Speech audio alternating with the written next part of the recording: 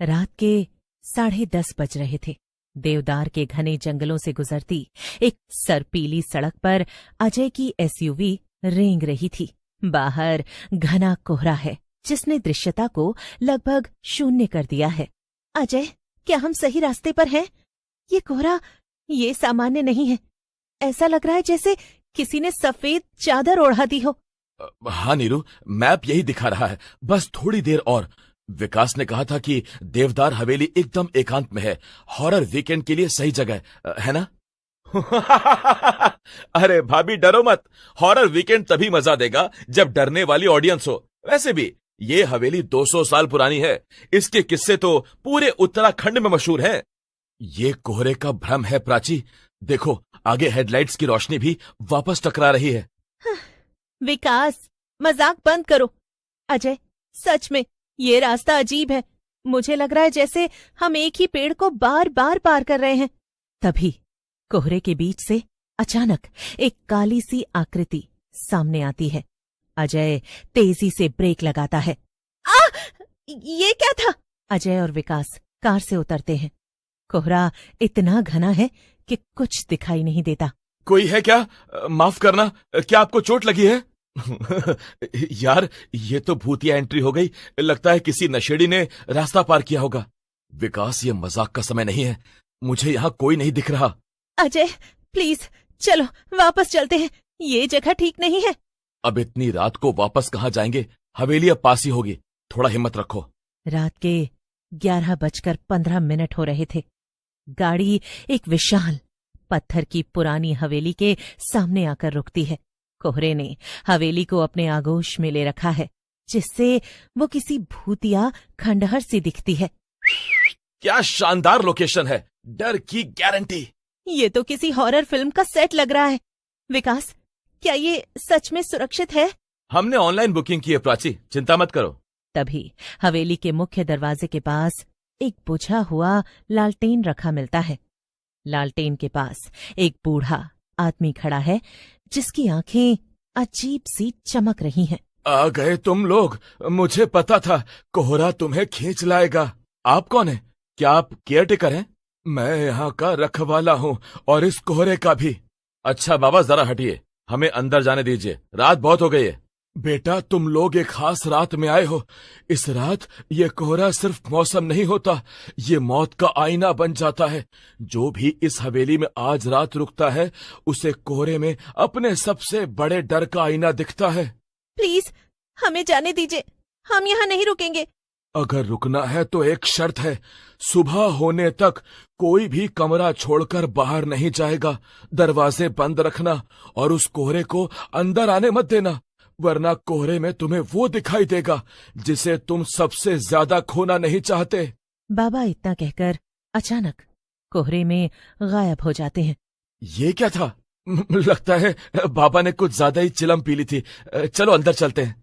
चारों डरते डरते हवेली के अंदर जाते हैं।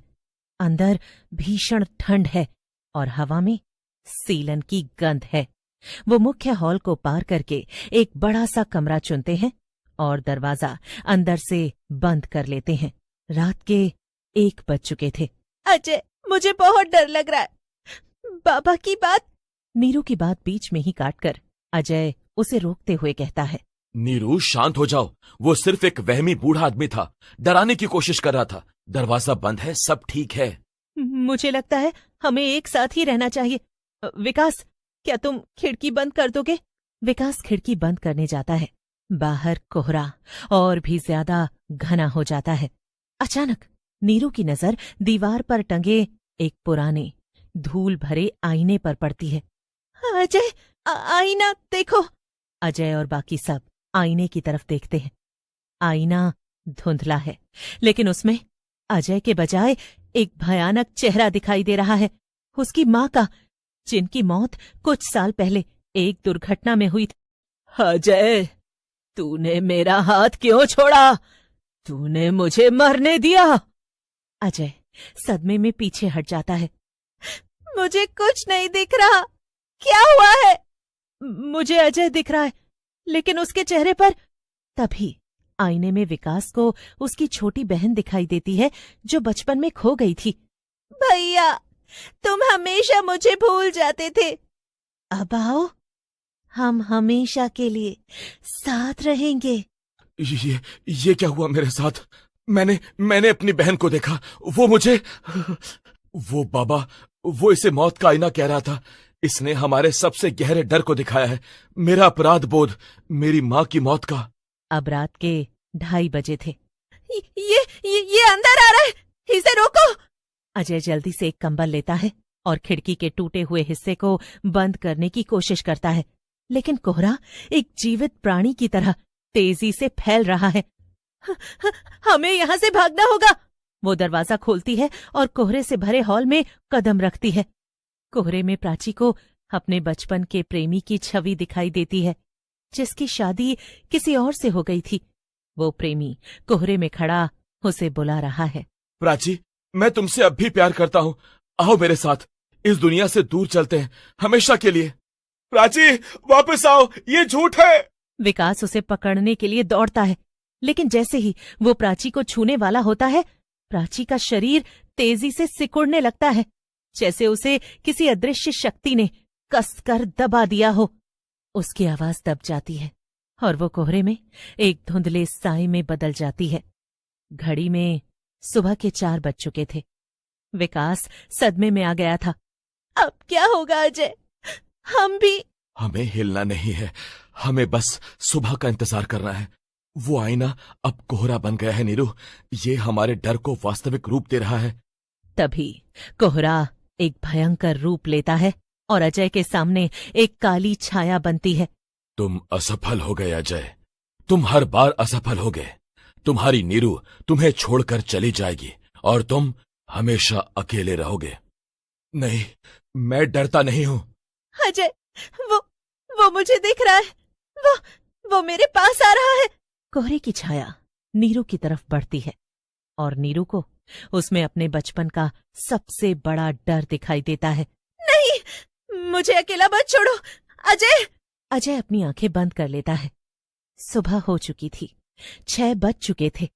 बाहर हवा की सनसनाहट कम हो गई है। कोहरा सिकुड़ने लगता है। जैसे ही सूरज की पहली किरण खिड़की से कमरे में प्रवेश करती है, बचा हुआ सारा कोहरा तेजी से बाहर की ओर भागता है, जैसे गर्मी से डर रहा हो। कमरा अब खाली है और जमीन पर सदमे में बैठा विकास। बस यही बचा है। अजय, कोहरा चला गया? हाँ नीरू, चला गया। विकास सदमे में है, लेकिन जीवित है। अजय दरवाजा खोलता है। बाहर का माहौल अब शांत है और सड़क पर कोहरे का नामो निशान नहीं है। वहां न कोई प्राची थी, न कोई निशान, सिर्फ एक खाली पुरानी हवेली और विकास के हाथ में एक टूटा हुआ कंगन जो प्राची का था। कोहरा, उसने मुझे मेरे सबसे बड़े डर का आईना दिखाया और प्राची, उसने उसे ले लिया। अजय और नीरू जानते थे कि वो जिस चीज से गुजरे हैं वो कोई सपना नहीं था। वो कोहरा, वो हवेली और वो बाबा सब किसी भयानक सच्चाई का हिस्सा थे। जब वो कार में बैठते हैं और हवेली से दूर जाने लगते हैं, तो अजय को सड़क पर वही बूढ़े बाबा दिखाई देते हैं। अगली बार अपने डर को घर पर छोड़ आना बच्चों, कोहरा फिर आएगा और अपना आईना जरूर लाएगा। अजय बिना रुके गाड़ी तेजी से भगा देता है। वो दोनों जानते थे कि ये एक ऐसी रात थी जिसकी कहानी वो कभी किसी को नहीं बता पाएंगे।